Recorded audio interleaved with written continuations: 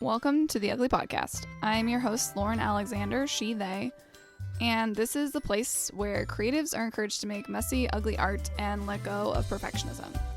I started this podcast with my creative partner, Emerson, and we've since grown into our businesses, and this podcast is now evolving into a space where I interview other creatives to discuss our creative processes and how we navigate the mental minefield of creativity. This podcast serves as a reminder that you and your art get to be whatever the hell you want to be, ugly and all. So one of the things I found is that since I started inviting guests onto the podcast, I miss having a conversational intro. And I have to just jump in and just be like, welcome. And then I feel weird. So that's why You want me to say welcome too? Does this yeah, feel better? yeah. That'll Welcome, everyone. Perfect. That's exactly what I needed. Thank you. I got you. Welcome, everybody, to the Ugly Podcast. I'm here with my amazing guest who refers to herself as a creative dabbler. She's been an engineer for consulting firms for 12 years and is specialized in technical editing and quality control. Throughout most of those years, she's had creative side hustles, including book review blogging, selling used books, making pottery, and freelance editing. After deciding to pursue freelance editing about 2.5 years ago, she ran into a lot of roadblocks around mindset and childhood trauma, and since then has been leading into her creative side as a way back to herself and her purpose. Her current creative hobbies include watercolor, writing, and energy work practices. Welcome. Would you please state your name and your pronouns for us? Yes, my name is Lauren Henderson, and my pronouns are she, her. Amazing. Thank you. And I feel like I'm just talking to myself, one, because your name is Lauren, and two, because that intro about started freelance editing, ran into all these roadblocks and childhood trauma. I'm like, ding, ding, ding. Hello. Is that me? Is that my intro? Yeah. Took a dive into some fun depression times. It's all good. Yep. I know exactly what you mean. We'll get back to that. But for now, tell the listeners, tell me more about yourself and your history with creativity. What brought you to this place, and how were you as a kid? All that good stuff. Okay. Well, I feel like you said a lot about myself already. I feel like one of my things with creativity is I've just always, well, I guess, yeah, I'm a creative dabbler and I jump around to different hobbies, or I start something and I'm really proud of myself, and then I later decide to just change it up, and I kind of try to dig into a lot of that of why I do that, and I think sometimes it's a good thing and sometimes I do it for unhealthy reasons. So I think that's something we can get into more, but I feel like that's a big thing about me and something that I'm still learning to understand. So let's take it back to my childhood. um, I have come to understand over the past, I would say, 6 or 7 years, that I was a very creative child, although as an adult before then, I honestly viewed myself as not a creative person, like that I would have never thought of myself as an artist or even a creator. Um, I remember I used to tell people that I was crafty, but I wasn't an artist, very adamantly. And I've like had this preoccupation with the word talent and hated it anytime people Yes. told me I was talented. But really, as a child, I used to write a lot, and I used to make lists and lists and basically quiz myself, like my favorite food, my favorite animal, my favorite whatever. Like I used to make lists of that and put my answer, and then I would do it again, I don't know, a couple weeks later. And honestly, I don't have any of these things now, but I very distinctly remember doing that. Um, Kinda like quizzing yourself, like, "How have I right. changed since last week? Do I still love tigers, or am I more of a bear gal Right. now?" And that's yeah, and that's something I was like, "Oh, I think I was a writer when I was young." Mhm. And I mean, even though that might not necessarily be looked at as creative writing, I just knew that I did that and kind of started that helped me start identifying myself in more recent years as a writer Mhm. and kind of owning that title, even though I haven't like tried to come up with a story idea and write a book.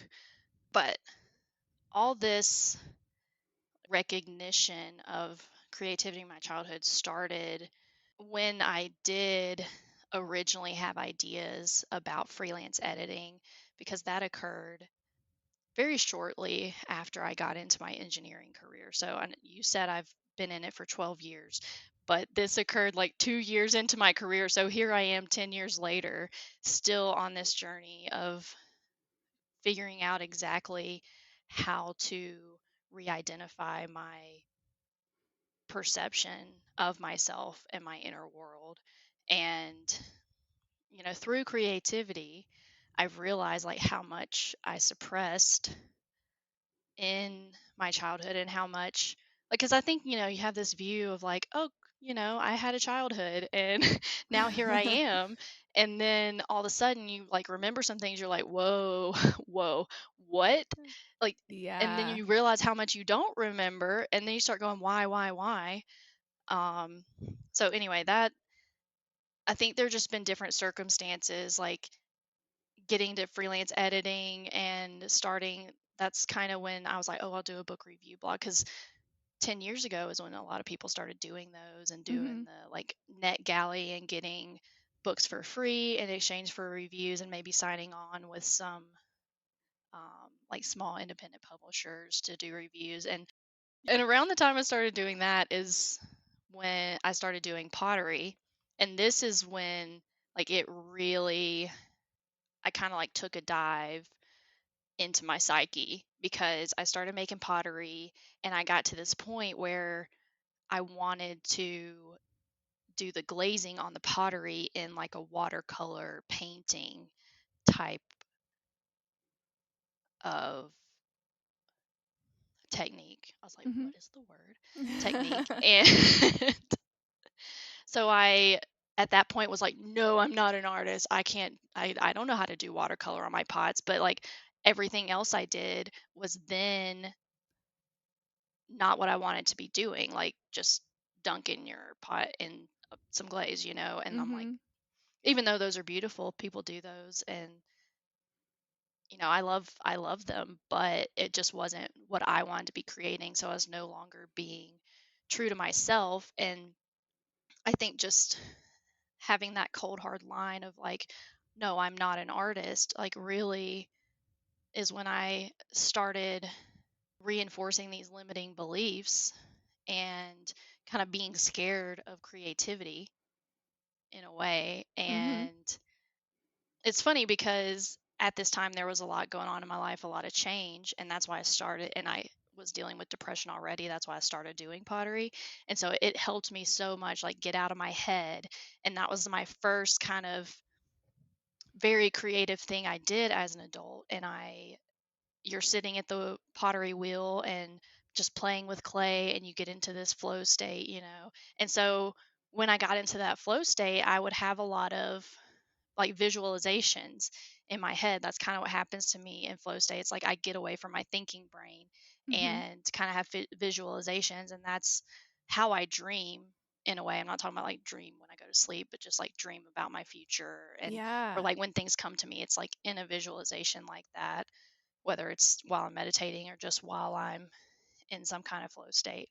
So for a while, I think I shoved it down, and then it just kind of came like roaring back out, like I would say 4 years ago. And I just accidentally started learning a lot about myself and my childhood. And like I was at my parents' house for Christmas one time, and my mom's like, I have this box of stuff. Go through it and see if you want anything. And I found a fictional like short story that I wrote when I was in 7th grade. Mhm. And I was like, I had no clue I had ever written anything that was considered creative writing that wasn't like an expository essay. You know how you like learn about the different Right. kinds for Oh, yeah. SATs and stuff. And I had a book of poetry that I wrote the same year. And I was like, oh my gosh, I remember this. And even though it wasn't like a journal that was like, this happened today and this happened today and this is how I feel right now, when I saw those, I remembered, like, because of the Oh, energy yeah. that I put All into the that. emotions attached to whatever you're Yeah, writing, yeah, it just, like, sends you right back to when you were writing it. exactly, and I remember Yeah. exactly what was going on in my life, and that's kind of how I started realizing that I was a creative person, and that somewhere along the line I lost that because I was kinda pushed into athletics. I grew up doing gymnastics, Same. and Again, same person. and that but I think that's been a very integral part of who I am because what has pulled me out of some issues creatively as an adult is like movement and creativity through movement Mhm. and learning to understand what's going on in my body and what my body is telling me. And a lot of that started with yoga for me. So Mhm. I feel like I'm not doing a good job of like No, you're timeline here, but I'm like jumping back and forth. I hope it makes sense. No, I totally get it, especially, like, because you're right, as you get older and, like, there's something in your life that just, like, triggers this point where you have to start going backwards, and you're like, okay, I have this weird hang up, like, where on earth does this come from? And then when you meditate on it, you journal about it, like, you do pottery while that's on your mind, and you start realizing, oh, this came from that one time when I was a kid and somebody told me that my writing was shit. It's just like, oh. Yeah. It's just Well, and like that that's aha moment, and it is like a back and forth. You're like, "And now I'm present day, and this is what I'm struggling with. Oh, this is what I was struggling with when I was 12." It's yeah, yeah, I it's think all and every time connected. you run into one of those blogs, it's like you can find a place in your childhood and I don't know, Mhm. it's kind of interesting to watch that evolve as an adult and it kind of like helps you evolve from your childhood too because I think in my childhood there was a point where I shut down because I wasn't pursuing those creative things that really brought me joy. Because I remember, in gymnastics, there were times where I loved it, but now thinking back on it, I loved it because of the community in it, Mhm. because of the people that I was with every day. And that's why I stayed in it. And, sometimes I did really good at competitions, and that was, great, felt great, but but that was I still like in between was like, "Oh my gosh, I didn't wanna go." So, Yeah. it Well, another thing was about gymnastics, I think, is like one, it's like, I mean, I don't know about you, but for me, it took up all of my time. Like, it was like I was there 4 days a week, 5 days a mhm, week practicing. And so there wasn't time outside of that for me to delve deep into like what I actually liked doing. It was just like, nope, you're going to gymnastics. And like, right, right. you're right. Like, I loved the community and stuff. But I think another thing is like gymnastics is inherently perfectionistic. And so then while you're there, you're getting it drilled into your head that you have to keep doing things over and over and over again and it's never good enough. And so then take that into like your creative life outside of that. Of course you're not going to just write and play around with some artwork. Like no, you're not going to do that because you're like this isn't good. It's not good enough. My toes aren't pointed. Like you're Right, so just then you just don't even do you it. just don't My toes try. aren't Yeah. pointed.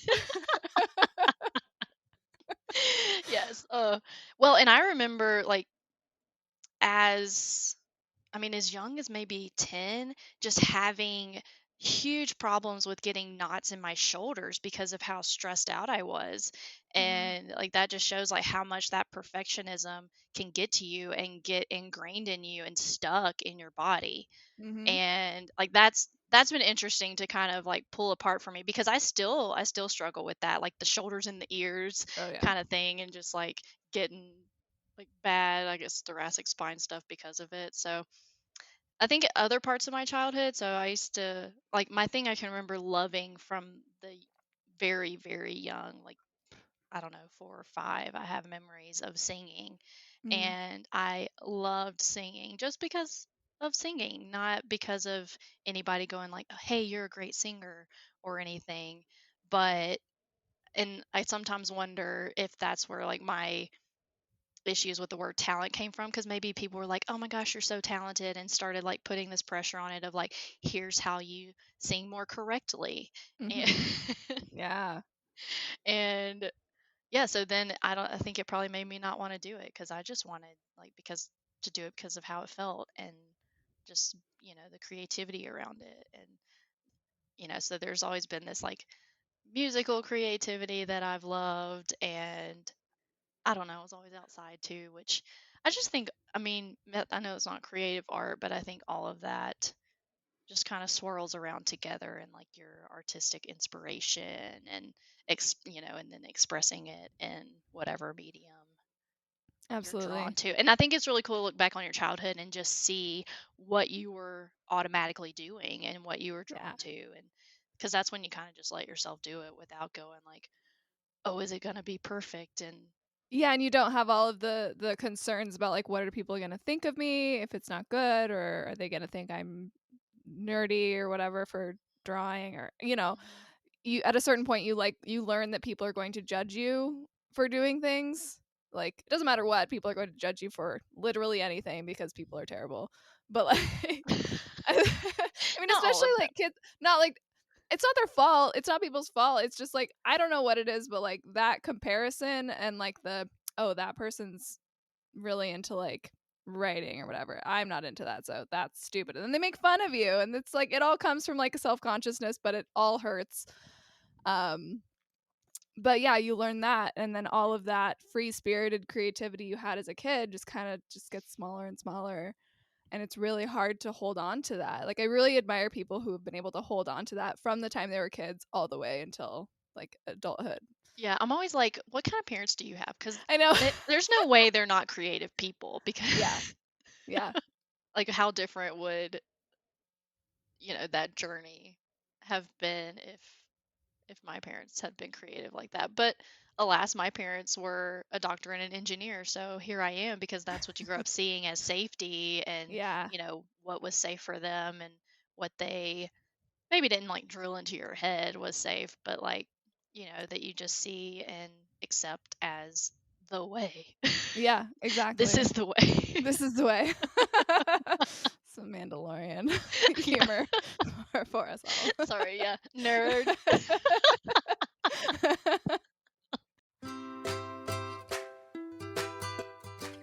Hey writer, are you feeling adrift in your writing practice? Like the words swept you out to sea, but you have no idea where you're going? Climb aboard the writer's helm. I'm Lauren, And I'm Gabby. and we're both writers and professional editors who are here to support you on your writing voyage. With the Writer's Helm, you get access to group co-writing sessions, Q&A sessions, our private community chat room, and group coaching calls to help you along no matter what stage of the writing process you're in. Members of our crew have said that they've reconnected with their excitement for writing and feel energized from the support they've received from us and each other. You can sign up for the Writer's Helm at any time, which comes with a 1-week free trial to make sure that we're the right crew for you. You don't need to navigate these stormy seas alone. Let the writer's helm take you to new shores. So when you started freelancing, what form did those roadblocks take? Like, what did you start noticing? Like, oh, I this is harder than it should be, or how did that come up?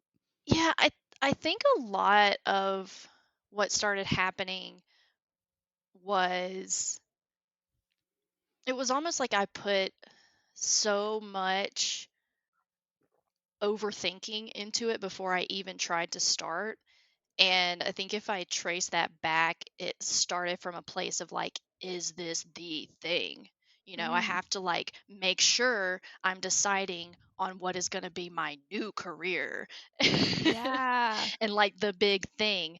And then that stemmed into, oh, well, if I pick this thing and spend time on it, then I've wasted time if I decide that's not the thing and want to switch. Because at that point, when I started thinking about freelance editing and if I wanted to start doing it, I had done a lot of things and quit them. And I think learn to see that as, or maybe have regret associated with that, where it's like, oh, I was doing pottery, and then I actually started thinking about selling it. I didn't mention this before. I actually thought about selling it, came up with a name, made the graphics on Canva type apps, which that was before Canva existed, but Right. created an Whatever Etsy it was. Yeah. store and website, and then never did it because I started thinking about the watercolor thing and like how I could tie this Mm. into books, and so there was that preoccupation with like almost like finding regret in those things I didn't stick with, because I'm like, that could have been the thing. Maybe I'll never know because I didn't actually go through with it. And which, about book review blogging and pottery. And then, so I think I looked at that at first as wasted time. And Mhm. if so I have to pick the right thing so I can make sure I'm not wasting my time, because I don't have time to waste. Because, I've had this career for, I guess at that point it would have been, I don't know, 6 to 8 years. And I was like, I wasted all that time too. And I got to like pick the thing so I can like do it and make it successful and force it into this view I have of what success even means. Mhm. And Yep.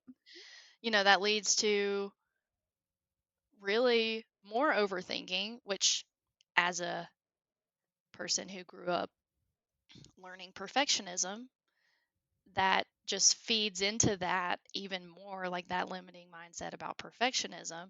Now you're adding intense overthinking to it, Mhm. and just really I got stuck in my head very hard about multiple things.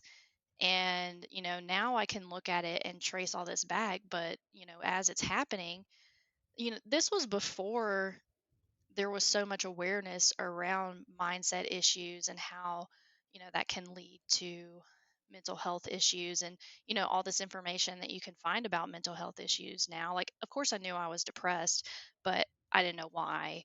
Mhm. I didn't didn't have the awareness of self to really even dive into that and know that that was something I could do to help myself. Yeah. And so ever since then, like, that's all gotten so convoluted. And even when I would get to a balanced place and say, like, I don't know, I guess by balanced place I mean I'm happy again, Right. Yeah. then Once like, you swing okay, back up. Yeah. okay, what are those ideas I had and how can I act on them? And then, so maybe I do a small thing, and over the years that's looked like, oh, I found out one of my close friends is writing a book, and like, can I just be like, hey, let me edit your book? And then I would do it. And I'd be like, this is so fun. But then I'd start thinking in my head, like, oh, why didn't I major in English like I wanted to, or writing Right. or Like I don't whatever. have enough I need the credentials. I need Right. the yeah. Yeah. So you're going back to that stuck mindset on like what a career actually means, and safety and finances, and I don't success in your career. So Mhm. that's, I would say, like, yeah, that overthinking and just getting stuck in my head, because I got stuck in my head so Mhm. bad. And it just like spirals down and down and down Mhm. until you find a way to pull yourself out, or something, you accidentally get in a situation that pulls you out a little bit to where you can recognize how you were so deep in there. And that's, for me, that was yoga. Mhm. And that was, I went to this yoga studio that was so into doing a lot of intention setting, and there were a lot of classes that had meditation as well. And so they would lead you through guided meditations, which were sometimes more spiritual in nature, I would say, than just, or not just, I don't know, I feel like the word just is sometimes perceived negatively. I don't mean that, but a different type of meditation than just trying. I did it again. I think I get what you're saying though. Like, so But like it's more trying to spiritual clear than your like mind. right, and then like Yeah, it's like safe space meditation. right. Yeah, I get what you're saying. So, and they talk a lot about like, okay, today we're doing hip openers, and if you accidentally cry on your mat, that's why there's a lot of emotion stored Yeah. in your hips. And I think through that, I started actually feeling my body and Mhm. getting out of my head, and was like, oh, there's a lot of stuck stuff.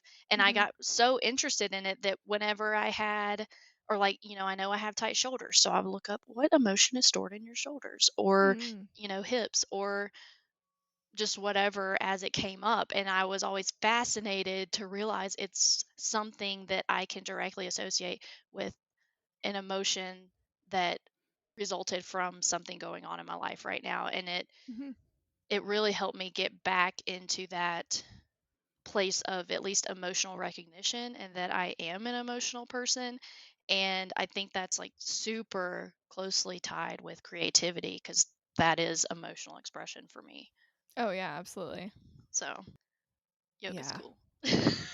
Yeah. I getting into mindfulness meditation when I was in college has led me slowly to where I am now. Like it didn't obviously fix my life all at once then, but like once I started my own business 2 years ago, like I had to go back to that training and be like, "Oh no, I need to use this because my shoulders are up to my ears, my back is really tight and like I can't seem to hit post on this social media post. Like I'm frozen. Like I'm overthinking everything that I'm doing and I'm frozen." And so like meditating is what helped me then like, okay, you have to acknowledge that you're safe right here.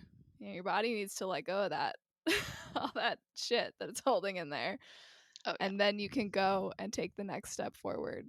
Yeah. But yeah, you don't realize how stuck you are and how much your body is holding all of that stuckness until you get calm or you move it with yoga and stretch Mhm. it. And yeah. Well, I think also you don't realize like how powerful your body is in telling you what's going on when you're Mm-hmm. so stuck in your head, or or just forget. And in a general sense, you're like, oh, I'm stressed out. But I think it's cool to be able to communicate with your body to really understand yourself and your psyche and what's going on in there. And but even with that, let me tell you, I can overthink anything. Even with that, I'm like, oh, I hit my toe today. What does that mean? Like, I got a little, that's another, maybe we can call this a mindset thing. It's like getting maybe a little too intense about things and Mm. like over analyzing them, which is, we tie back to overthinking. But so even within all that, it's like finding balance, which I'm still not. I don't know. Maybe I can say I'm not even great at it, but like I still catch myself, and I still have to pull myself back and really, it's not as much of a struggle as it used to be, but I used to just go over the top. And like right now, I just did theater for the first time, and it happened out of the blue. And but even getting into that, I'm like, oh, I used to love to sing, and maybe this is what I'm meant to do. And so that's like, I am going back into this old mindset that I know exists, that you think you're past, and then it Mm-hmm. creeps up again, and you're like, oh, here I am trying to find the thing, and or force something to be the thing. Yeah. Okay, let's talk about that more because I did a very similar thing when I started my freelance editing business. Like I needed it to be everything and successful right away because I was like, this is what I'm going to be doing the rest of my life. So it needs to go super well. And I put all this pressure on it.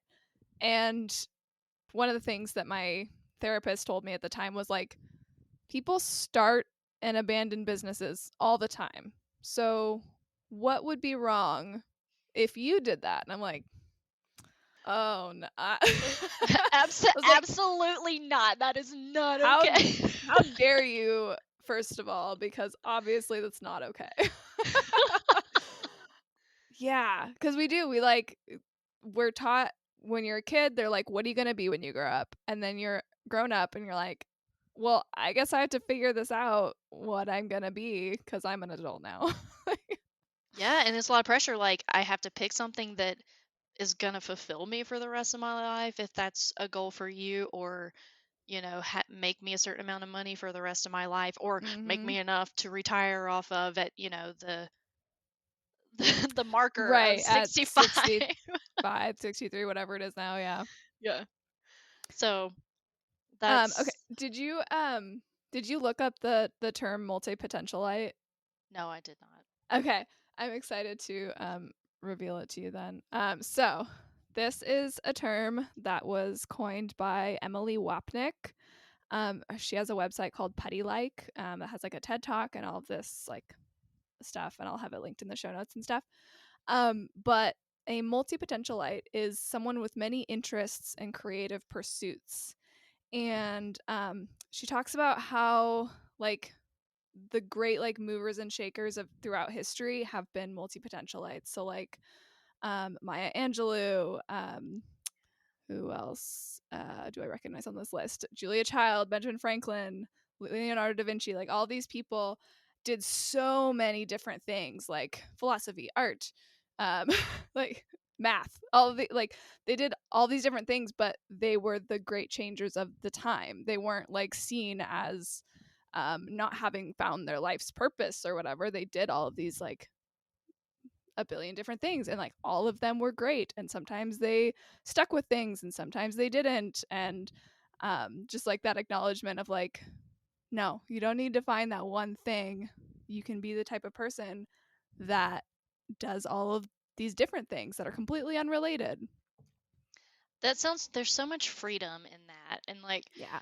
I just that's honestly, I think about the word freedom all the time. And that I think that is what I have come to understand that I am striving towards. That, that peace in finding freedom to allow yourself to do what you are led to do at the time without putting pressure on it. But I think, we still have to have something set up that we can live off of.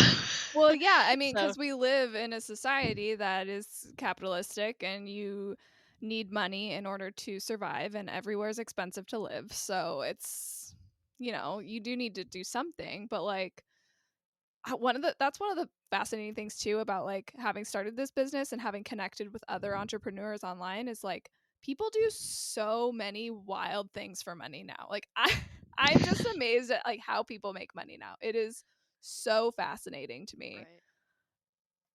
I And know I see things yeah. of like people making money and I'm just like, "Oh, maybe I could do that," or something like that. Or yeah, it is pretty inspiring to see what all people are doing and Mhm. what you could make money off. Yeah. And then also like I mean, this like once you do have some form of income, so like say you have a day job, like having the freedom to then pursue art outside of that or whatever creative projects you're interested in, having the freedom to do that outside of where you make money and acknowledge that my creative pursuits don't have to make me money. As long as I'm in a Right. space where I can live, like I can then do things outside of that just because I enjoy them. Right. Well, and at the time when I like got into doing pottery and got into book review blogging, at during those times I actually was in a place where I'm like, oh, everything like I was in a much more peaceful place and was just like this works and kept telling myself like, oh, I can look at my job as that as just a job that is helping support me so that I can have the freedom to do these creative things. But I would eventually get to a place where I'm like, oh, but I want to be doing that and all the time Full and time. Yeah. or maybe even romanticizing it in a way is I think is how I could say it because of course you're like, oh, if I was doing this all the time, I would just be so fulfilled and feel Right. like I had found my purpose. And if I could just be creating things all the time and or putting my opinions and expressing myself in that way and letting people see my true self all the time. But I think there's a lot that goes along with that. Like that's tiring to be able to be present in that way with creativity all the time in order to maybe make a decent living at it, I think. Yeah. And what you see with creative entrepreneurs sometimes on the Instagram and things like that, you don't necessarily see that. So I think a lot of people have come to have this romanticized view that can also be a limiting belief. Oh yeah, definitely. So, what I guess how did you ultimately start to use your creativity as a tool towards healing? I think I started to recognize how my creativity, like the state, like once I like gained that body awareness that was giving me more access to being present in the moment and recognizing what was going on in my body and recognizing my emotions, I realized that because I think a lot of my creativity started almost from a point of desperation where like I would be so sad or even so happy sometimes, but like I I feel emotions very strongly. I came to realize from all this, I guess, body recognition.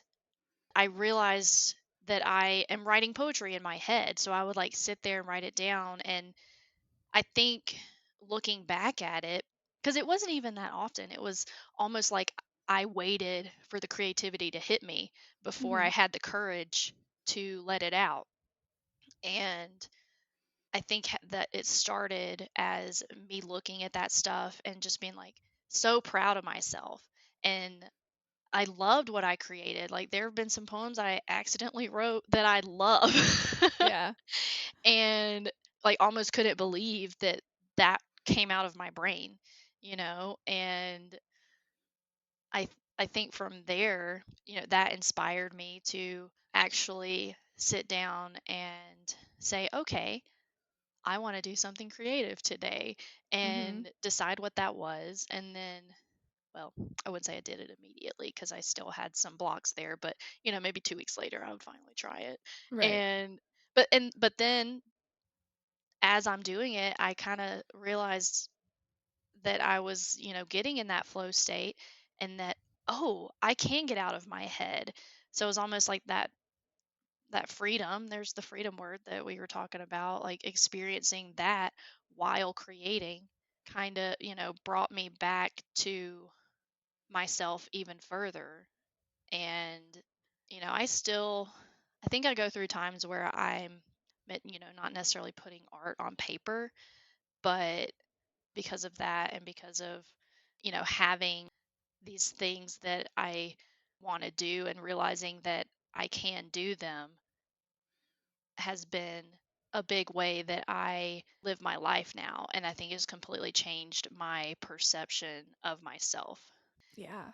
And I feel like this has been a thing that has been so hard for me to put into words that because it's conceptual and I'm like I'm not like I don't know if I can be a philosophical person or like here's another mindset Uh-huh. thing, but like you know you you're like, how do I make words for this? And I think Yeah. I'm still kind of working on that, but I don't know. I think it's a powerful thing to realize that you can do these things, and when you do, you give yourself so much validation Mhm. because you try. Like I can't tell you. I don't think I've ever disliked something that I painted or wrote.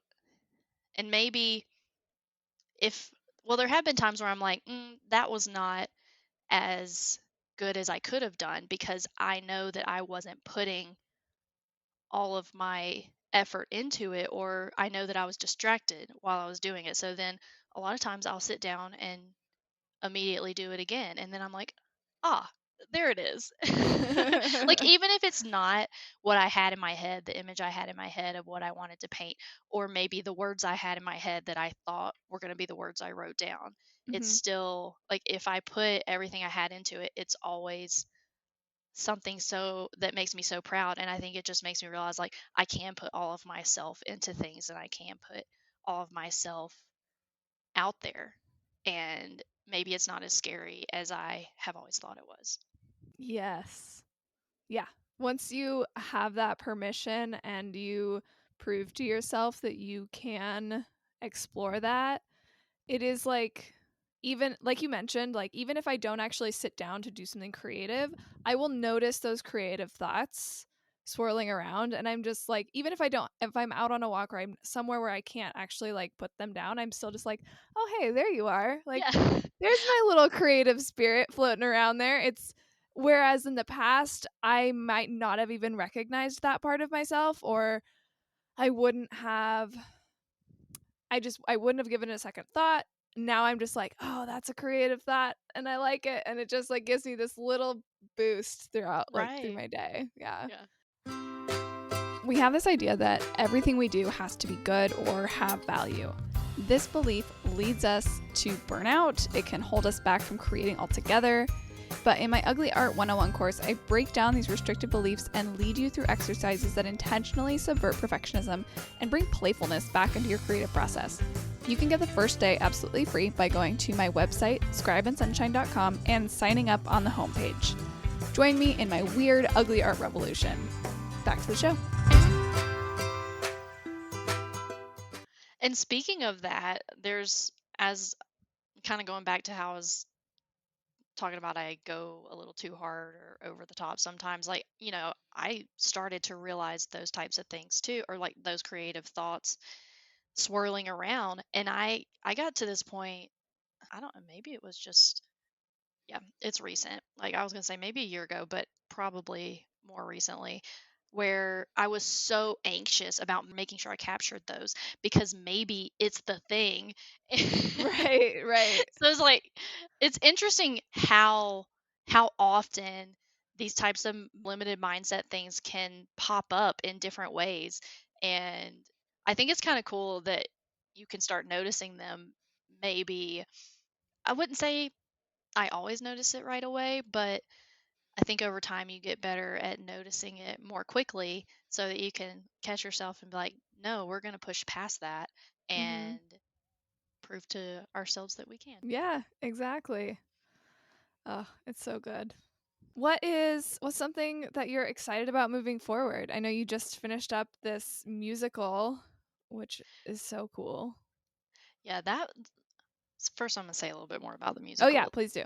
So this musical came out of the blue at the it was like a month and a half ago. My husband and I went to see one of his friends in a play at this community theater, and during it I was just like so overwhelmed with emotion of like, oh, this is something I've always wanted to try. And so during intermission I get on my phone, I look up to see if they have any musicals coming up. They did, but I had just missed auditions. So I actually like walk out to my car and I'm just like, you get that like tingly because you're just like so excited. And I'm like, okay, no, I'm going to go back in and talk to the director. So I did. And I actually ended up like bawling while I was talking to her. And Oh. she was Oh. like, okay, come to rehearsal on Tuesday. She's like, it's cool. We got space. So I was like, oh my gosh. Like I could hardly talk. I was like just overwhelmed with like just letting this thing that had been inside of me for so long because so I've moved about 7 times in the past 12 years, and every time we move I look up theaters and I'm just like, maybe I could audition, but oh, I don't know how to act. So going back to something that I can't be, like I'm not an Mhm. artist, I don't know how to act. Right. Whatever it is at the time. But that was just cool to push through that and doing something like that, just going with that in the moment, because that's been something I have not been capable of for many years because I've been so in my head and over analytical about things. So it was really cool. I went to rehearsal like 3 days later, And it was pretty terrifying, to be honest. I had thoughts about quitting for the first 2 weeks and like, what have I done? This is a lot to learn. I have to be around people and try to make friends and like be social, which you, which I mean, We Laurens don't like that. yes, which I don't know, learn about myself and my creativity and like going back and looking at my early childhood, I realized I'm actually an introvert and I've just, was putting on this face of extrovert for like my high school and college years. Mm, Um, but that aside, so, with that, I'm an introvert. There's social anxiety that happens. And, um, so there were just several things where I was just like, and would get really nervous about going to rehearsals. But then when I was there, I had such a good time and just was like, got completely out of my head. And, I started noticing that. And my husband was extremely supportive through all of it. And he was just like, because I would get nervous again before rehearsal. And he'd be like, no, don't quit. You're going to be so proud of yourself. And he's like, yes, this is a big deal and it's hard, but you're going to be so proud of yourself. And so I stuck with it. But also, it's like I didn't want to, but I still couldn't actually quit because then you're leaving a hole in the cast and right. they have to get somebody else to do your lines and dance in the spot that you're in. So it was cool. I had to like learn choreographed dances. There were like 10 of them.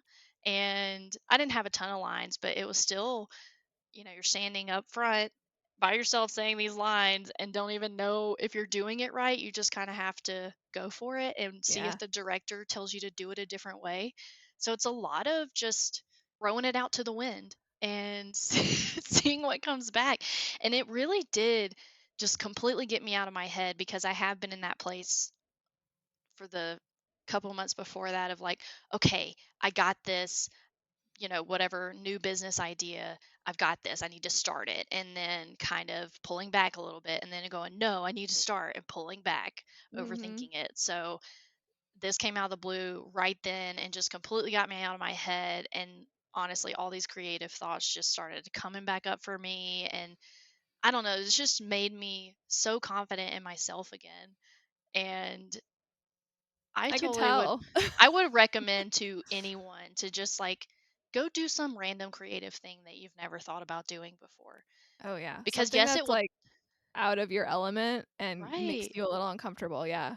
It will challenge you, but I think in a way it hadn't been one of the creative things I've been overthinking for so long that I didn't necessarily care about the outcome. I mean, I did because I'm a perfectionist, but Right. Of course. but I wasn't putting pressure on it to like be my thing. Even though I did Right. say before that, there was that original thought of like, oh, I wanted to do this when I was young and I've thought about this every time we've moved. And so maybe is this the thing? And I did that in my head at the very beginning of all this, but I caught that and I was like, no, just go do it Mhm. and see what happens. Like don't put all that on it. Yeah. So I think there's just that element of no pressure. And it ended up, I don't know, it was just I just feel so renewed and inspired and confident because of it. Yeah. Go do theater. Yeah. I would It's a love to. rush. Maybe I'll have to find something. Maybe you've inspired me. It was funny because I live in Colorado right now, but as we can hear, I have a southern accent. I'm from Alabama. And, so I even had self consciousness around that, like, oh my gosh, these people are gonna think that I can't act because I don't have some quote unquote regular voice. And No. so there's like lots of anxiety things like that, but Yeah. it's kind of fun to like show yourself, especially after going through all of this, like show yourself that you can catch those things and just be like, no, we're moving forward with Yeah. this thing. Absolutely. Oh, so good. Yeah. There was another part of that question. Yeah, I asked what are you excited about moving forward? So you've done Oh, the play. What's next? I have. Well, actually, I am going to probably circle back on some things that I have done in the past that I have thought of new ways to, I guess, be excited about and pursue for now. And maybe I think I'm at the place where I can finally not put so much pressure on it. So, Mm-hmm. and this feels like it would be a natural thing for me because with freelance editing, I have gotten to those points where maybe some things didn't feel natural or I didn't know how to establish myself and prove that I could do it. Mm-hmm. Um, but before I was a book review blogger, I loved my reviews, and there were people who did too. And I was just like, that is such an easy way for me to prove that I can be a developmental editor, to Absolutely. prove Yeah. to myself and to basically have this resume sitting here going like, oh, this is how Lauren thinks about books. And people who are also interested in those books that might have the same ideas about those books go, oh, hey, Lauren thinks the same way I do about books. And I Right. think that for me, that's a natural way, like something that I'm already confident in that can lead to something that I want to do. Because even with freelance editing, I have been a technical editor in my engineering jobs, which is most closely related to copy editing. Mm-hmm. So I've been like, oh, I can only be a copy editor. Right. Right. So, but really, I was like, oh, I I could definitely do that. And so that's something that I think I'm going to start developing a little bit.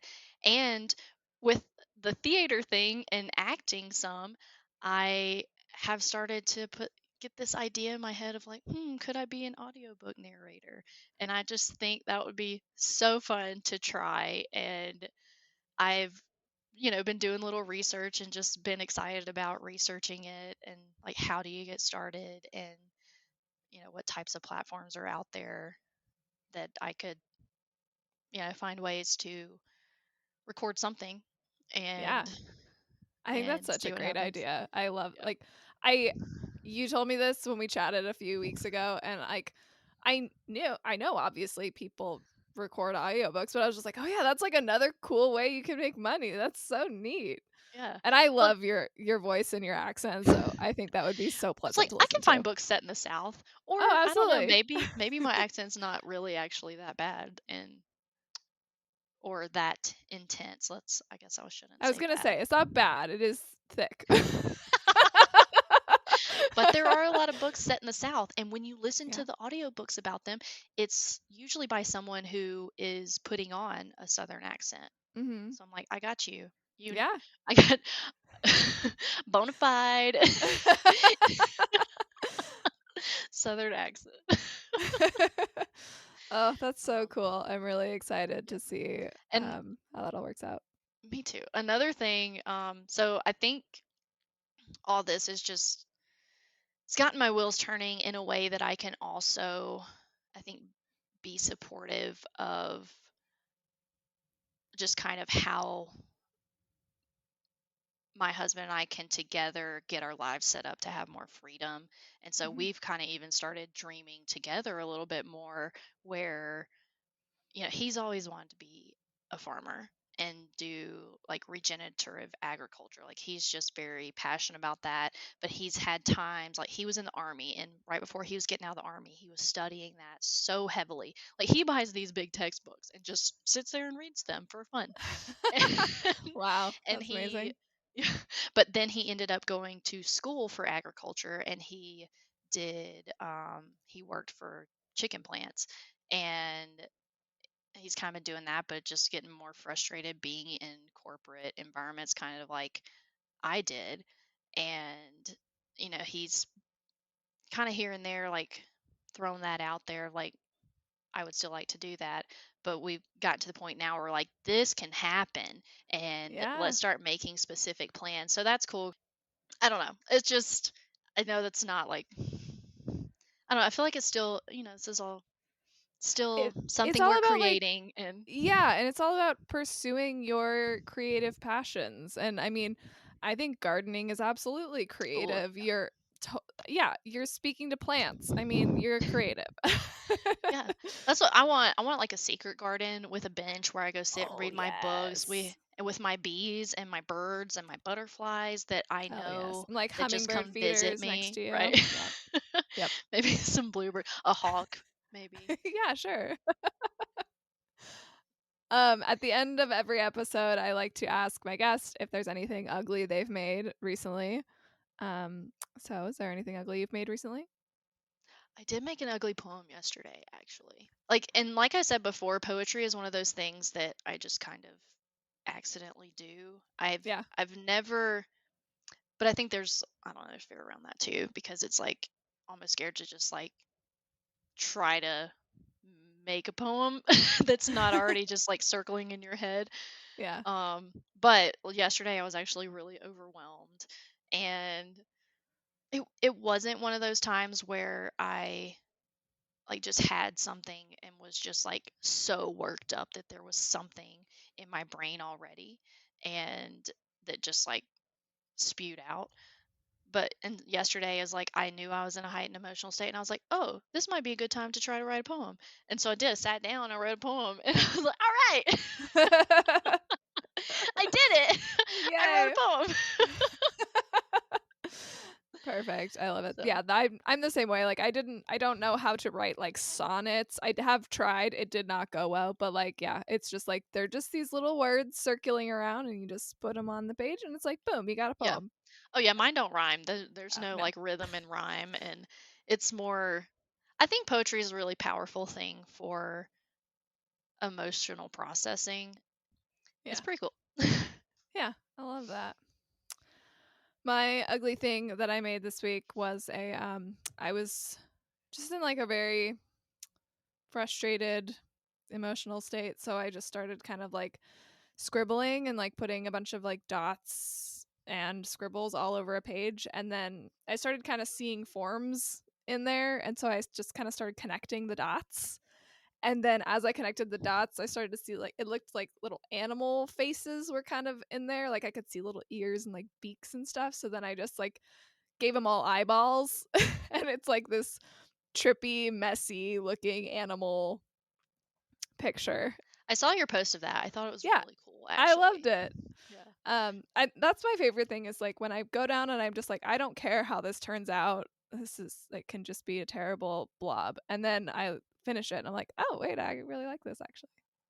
Yeah, I love stuff like that. And it's like when you're painting and then you have a sheet next to you that you're like testing your colors on, Mm-hmm. or just like sometimes getting extra color off of your brush so that you have the right amount for your actual painting. But I always love that sheet Yeah. next to it. I always keep them, and I love to look at them.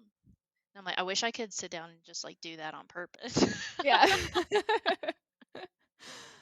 Well, how can people find you out in the world?